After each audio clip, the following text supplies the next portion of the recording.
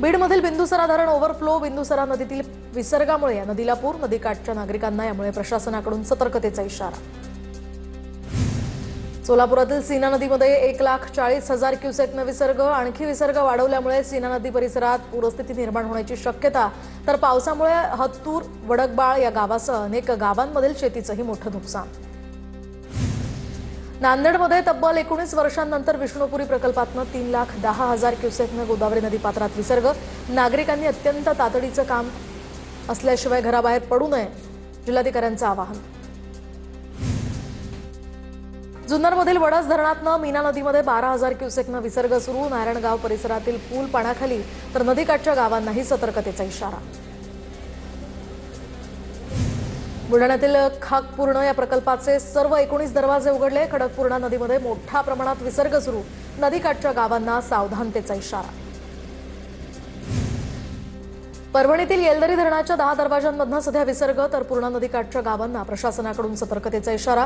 पुलावरून पाणी वाहत असल्यामुळे जिंतूर सेनगाव ही वाहतूक बंद। धुळे जिल्ह्यातील अक्कलपाडा धरणातून 12,000 क्युसेकने पांझरा नदी पात्रात विसर्ग, त्यामुळे धुळे शहरातील फरशी पूल पाण्याखाली, तर पांझरा नदी पात्राच्या काठावर असलेल्या गावांनाही प्रशासनाकडून सतर्क राहण्याच्या सूचना। सूर्या प्रकल्पाच्या धामणी धरणाचे 5ही दरवाजे 50 सेंटीमीटरने उघडले, धामणी आणि कवडास या धरणातून सूर्या नदीमध्ये 47,000 क्युसेकने पाण्याचा विसर्ग सुरू, सूर्या नदी काठावरील गावांना यामुळे सतर्कता राहण्याचं आवाहन। नाशिकच्या गंगापूर धरणातून पाण्याचा विसर्ग वाढवला, 9,828 क्युसेकने विसर्ग, तर नांदूर मधमेश्वर धरणातून सुद्धा 69,000 क्युसेक वेगाने जायकवाडीच्या दिशेने पाण्याचा विसर्ग सुरू। नाशिकमधील गोदावरीच्या पाणी पातळीत वाढ, दुतोंड्या मारुती पाण्यात बुडाला, गोदावरी नदीचं पाणी शहरात शिरण्यास आता सुरुवात, तर गंगापूर धरणातून 9,848 क्युसेकने पाण्याचा विसर्ग, त्यामुळे गोदावरीच्या पाणी पातळीत मोठी वाढ। नाशकात गोदावरी नदीमध्ये आरतीसाठी लागणारं साहित्य ठेवण्यासाठीचा कंटेनर सुद्धा वाहून गेलाय, गोदावरी नदीला पूर आल्यानं नदीचं रौद्र रूप समोर। मुसळधार पावसामुळे धाराशिव तालुक्यातल्या राम नदीला पूर, पुरामुळे शिलवडी गावाचा संपर्क तुटला, अनेक घरांमध्ये पाणी शिरल्यामुळे साहित्याचं नुकसान। रायगड जिल्ह्यासाठी मुसळधार ते अतिमुसळधार पावसाचा इशारा, अंबा नदीच्या पाणी पातळीत वाढ, पावसाचा जोर कायम राहिल्यास पूरसदृश्य परिस्थिती निर्माण होण्याची शक्यता। जायकवाडीतनं पाण्याचा विसर्ग वाढवल्यामुळे आता गोदावरी नदीच्या पाणी पातळीत वाढ, तर गोदावरी नदीच्या बॅकवॉटरमुळे गावातील ओढ्यांनाही पूर, त्यामुळे गंगाखेड तालुक्यातील खळीसहित इतर गावांचा संपर्क तुटला। छत्रपती संभाजीनगरच्या पैठण शहरामध्ये जायकवाडी धरणाचं पाणी शिरलं, नागरिकांना सतर्क राहण्याचंही आवाहन। सोलापूर ग्रामीणनंतर शहरात सुद्धा पूरस्थिती, तर आदिला या नदीचं पाणी नागरी वस्तीत शिरायला सुरुवात, स्वराज्य विहार यासह वैष्णवी हाईट्स, वसंत विहार अशा अनेक परिसरांमध्ये पाणी शिरलंय, तिथलं जनजीवनही विस्कळीत।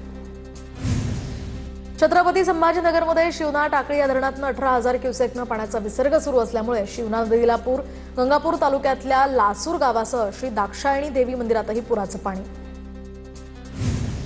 नांदेड जिल्ह्यातील राहेगावला गोदावरी नदीच्या पाण्याचा वेढा, तर गावात 1000 ते 1200 लोक अडकल्याची प्राथमिक माहिती, तर पुराच्या पाण्यामध्ये अडकलेल्या या नागरिकांचं सध्या रेस्क्यू सुरू।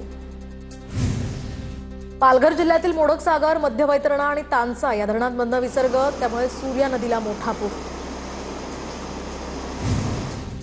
संततधार पावसामुळे नाशिकच्या मनमाडमधील गिरणा आणि मोसम नदीला पूर, प्रशासनाच्या वतीनं नदीकाठच्या नागरिकांना सतर्कतेच्या सूचना। जायकवाडी धरणातनं मोठा विसर्ग सुरू असल्यामुळे गोदावरी नदीकाठी सध्या पूरस्थिती, त्यामुळे गेवराई तालुक्यातील नागझरीसह इतर गावांना या पुराचा फटका, नागझरी गावाचा मुख्य रस्त्यावर पाणी आल्यामुळे कालपासून संपर्क तुटलाय। नाशिकच्या येवला तालुक्यामध्ये सुद्धा पाणीच पाणी, नागडे परिसरातील नारंदी नदीला महापूर, अनेक गावांचा यामुळे संपर्क तुटला।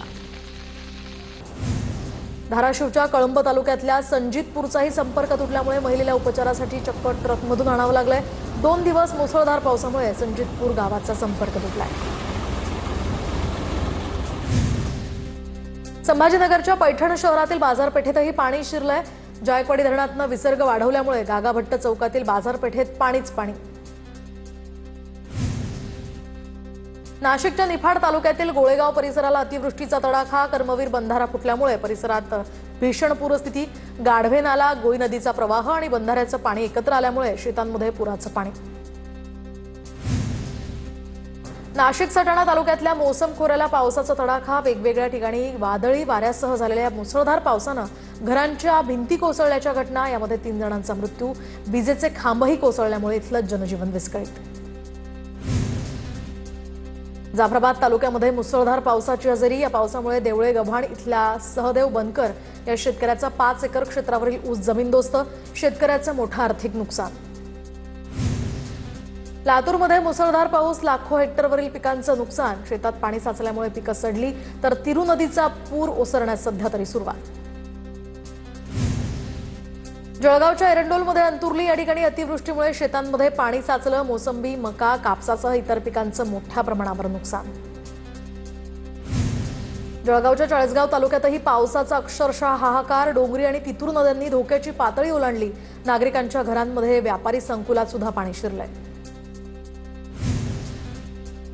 परभणीतील गंगाखेडच्या भाणगावमध्ये नुकसानग्रस्त भागाचे पंचनामे करायला आता सुरुवात, शेत बांधावर जात प्रशासकीय अधिकाऱ्यांकडून पंचनाम्याची नोंद, तर गोदावरीच्या पूरस्थितीमुळे गंगाखेडच्या भाणगाव या ठिकाणी शेती पिकं अजूनही पाण्याखालीच।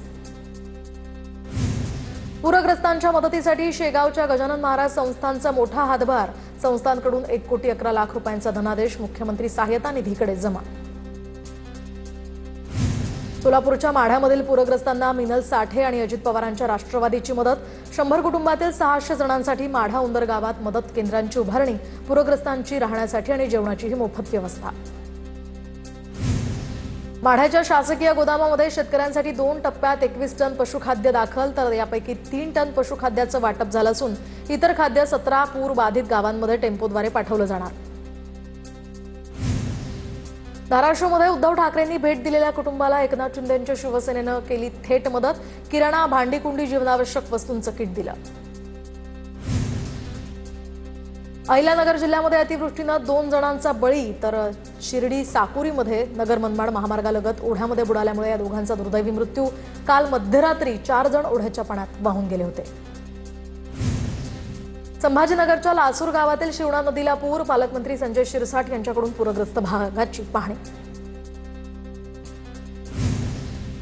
बुलढाण्यामध्ये पालकमंत्री मकरंद पाटील यांच्याकडून नुकसानीची पाहणी, मोताळा तालुक्यातल्या नळकुंड, मलकापूर या तालुक्यातील दाताळा, जांभूळ धाबा इथे शेतकऱ्यांच्या बांधावर जाऊन त्यांनी पाहणी केली आणि शेतकऱ्यांच्या व्यथा जाणून घेतल्या।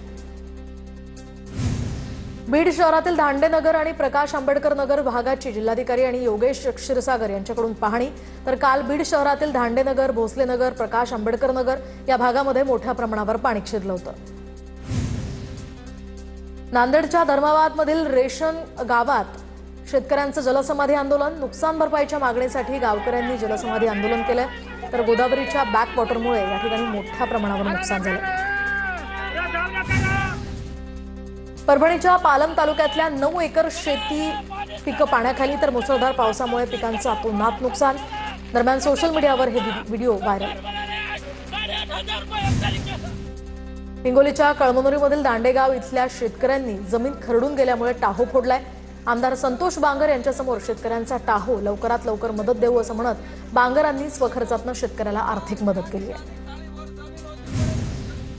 लातूरमध्ये काँग्रेसचं रास्ता रोको आंदोलन, तर ओला दुष्काळ जाहीर करण्याच्या मागणीसाठी काँग्रेसचे मुखेड ते शिरूर ताजबंद या मार्गावर रास्ता रोको आंदोलन। लातूरच्या महापूरमध्ये धनगर समाजाला एसटीतनं आरक्षण देण्याच्या मागणीसाठी जलसमाधी आंदोलन करण्याचा प्रयत्न, मांजरा नदी पात्रात आंदोलनाच्या प्रयत्नात असतानाच पोलिसांनी आंदोलकांना ताब्यात घेतलं। पुण्यामध्ये शरद पवारांच्या राष्ट्रवादीचं मंचर बाजार समितीमध्ये जनाक्रोश आंदोलन, कांद्याच्या माळा गळ्यात घालून घोषणाबाजी, कांद्याला योग्य बाजारभाव देण्याचीही मागणी। पावसामुळे नेवासा तालुक्यातल्या राजेगाव गावाला पाण्याचा वेढा, गावात येण्यासाठी मुख्य रस्ताच नसल्यामुळे गावकरी आक्रमक, वारंवार मागणी करून सुद्धा प्रशासनाचे याकडे दुर्लक्ष होत असल्याचा ग्रामस्थांचा आरोप। बीड जिल्ह्यातील आष्टी तालुक्यातल्या बेलगावच्या रेणुका माता मंदिरामध्ये नवरात्रीचा उत्साह, कीर्तनासह विविध धार्मिक कार्यक्रमांचीही रेलचेल, तर बळीराजाचं संकट दूर कर, गावकऱ्यांचं रेणुका देवीला साकडं। धाराशिवच्या तेरणा पब्लिक चॅरिटेबल ट्रस्टकडून पूरग्रस्तांना मदतीचा हात, या ट्रस्टकडून 51 लाख रुपये पूरग्रस्तांच्या मदतीसाठी मुख्यमंत्री सहायता निधीमध्ये जमा। आमदार राणा जगजितसिंग पाटलांची माहिती।